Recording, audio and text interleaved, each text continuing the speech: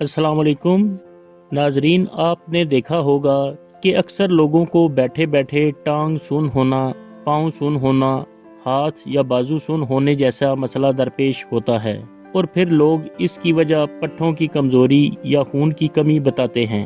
लेकिन आपको इस वीडियो में इस बारे में बताया जाएगा कि ऐसा क्यों होता है।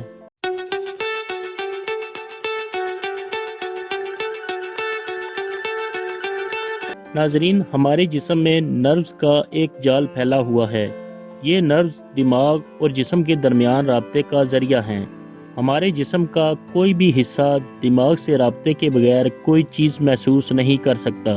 मसलन अगर हमें किसी ने हाथ लगाया है तो इस छूने का सिग्नल हमारे जिस्म के इस हिस्से से हमारे दिमाग तक जाता है और हमें वो छूना महसूस होता है और ये सिग्नल नर्व्स के ज़रिए जाता है। होता यह है कि जब हम बहुत देर तक ऐसी हालत में रहते हैं कि हमारे जिस्म के किसी हिस्से जैसा कि हाथ या पाँव पर ज़्यादा देर तक प्रेशर रहता है, तो वहाँ मौजूद कोई नर्व इस प्रेशर की वजह से दिमाग तक सिग्नल नहीं भेज पाती, जिससे इस हिस्से पर कोई छुए तो महसूस नहीं होता और ना ही अपने जिस्म का वो हिस्सा महसूस होता है।